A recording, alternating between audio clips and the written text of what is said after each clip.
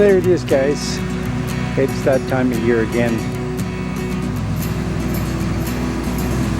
Up here on this area of Thailand, you see this twice a year.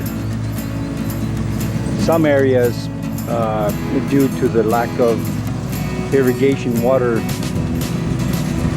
you only have it once a year. But here, where I'm at, in the Chiang Rai area, they harvest twice a year. And you can pretty much measure time from these harvests.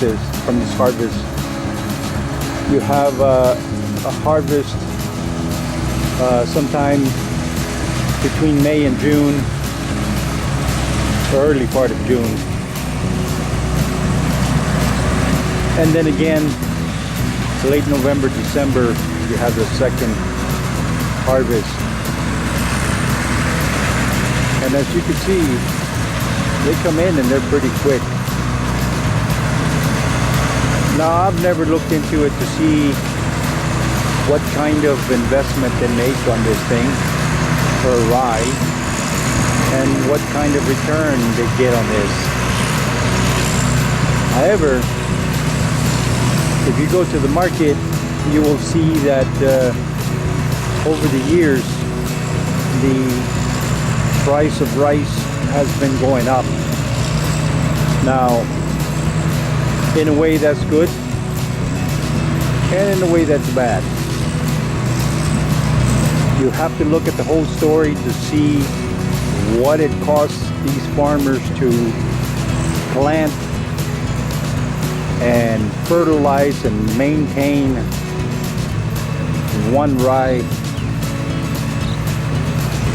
of rice versus what they sell this rice for versus what the middleman gets for selling the rice to the consumer. And as far as I can see, you know, and it is the same all over the world, the guy that's making the money is a middleman, or the end guy that is packaging to sell to the rest of the world. Those are the guys that are making the money with very little effort. They don't have to be out here in the heat. They don't have to be out here in the rain. They don't have to worry about losing a crop, bugs, whatever. All they have to do is get the rice that's already been harvested and is ready to process and is ready to sell. But that's another story. That's how the world functions and that's how things go. But it does make you wonder about how unbalanced this thing is between the farmer and the wholesaler and the retailer and finally to the consumer.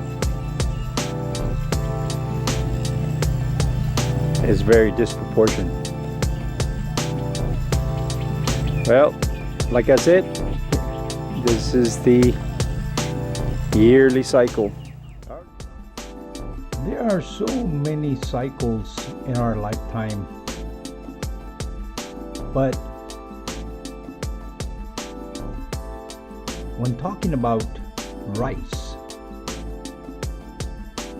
here in the Chiang Rai area, it happens twice a year. It seems like it's repetitious, but in actuality, each one of these cycles are different and unique. From the time you prepare your land, plant your rice, maintain your rice, fertilize it, water it, whatever it is you do to bring this rice to its final stage and be ready to harvest. But the reality is that from year to year, it's a big gamble. You might get a lot of rice, or you might have a bad year and only produce a small amount. But regardless of what happens, all these farmers, I see them back here day in and day out, basically working 7 days a week, because they're always doing something to it, making sure that the rice plants are not being eaten by snails or whatever other insects affect these plants, making sure there's enough water in the field, cutting the grass on all the walkways, adding fertilizer. Oh, there's so many things that these guys do, and basically they're doing it 7 days a week. But regardless of what the outcome is, and regardless of what the price will be to sell their crop at harvest time, they do their best. And unfortunately, it's human nature not to think about this. And for many years, I never thought about it. I went to the store and I bought some rice and did what I did and ate. But now that I live here with these rice fields behind our house, I get to see what these guys do and go through to grow this stuff. Now, by me telling you this, it's not going to change the world, but perhaps you should think about it a little bit and be aware of what happens to these farmers and farmers all over the world for any crop really.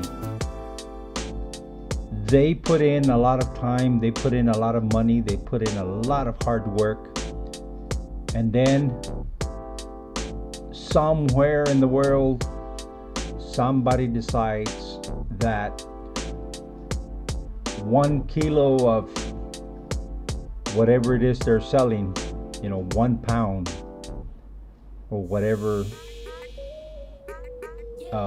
weight measure they're using, somebody decides that it's worth only X amount of money, and that is supposed to compensate the farmer for all the work and everything that they did, and provide enough money for them to do it again the next growing season.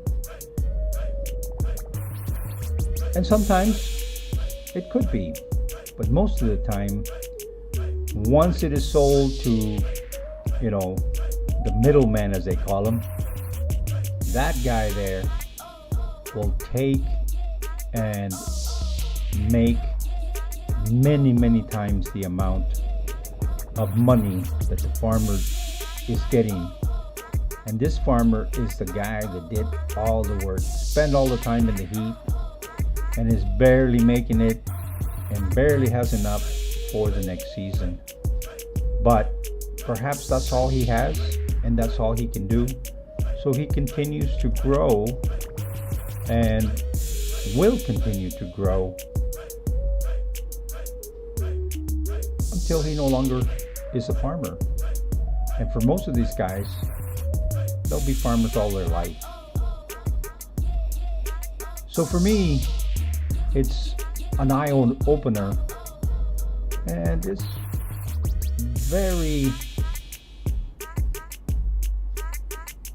it's an eye-opening experience to see this. And being out here and really taking the time to smell the roses, as they say, I can actually think about this cycle twice a year in this area. These guys do this twice a year. Now, these combines come in and they charge a flat rate per rye, and it's harvested very, very quickly. Now, for the people that can't afford this, they will actually have to chop up this rice stems here, bunch them up, and then beat them so that they can get the grain off of this stalk, and then they will manually gather all this, and it is a lot of work, and it takes forever to do. But again, if you don't have the money, you don't have the ability to pay a combine to come and do it, then you have to do it by hand. And this is a very time consuming process twice a year. But nonetheless, it is very, very interesting, and I think that the world should be a little bit more aware of how we get our food, where it comes from, how it gets to where we are. And then next time you eat some steamed rice or whatever product you're talking about, you'll know. Of course, unless you're the middleman, things won't change. They will continue to go as they are, and that is just the way of life. Anyway, I just thought I'd share this thought with you and point out the yearly rice cycle. Okay, so I guess we'll see you November, December when they do it again, and then May and June when they do it again, and then November, December when they do it again, and they will continue to do this until, well, no one eats rice, I guess. But that will never happen. Rice is one of those types of food that people can't really live without. So they will continue to eat, we will continue to eat, and they will continue to harvest rice. Alright guys, I hope you enjoyed this, and we'll talk to you later. Thanks for watching. ขอบคุณเจ้า See you next time. แล้วปะกันแฮมไมนะเจ้า See you.บ๊ายบาย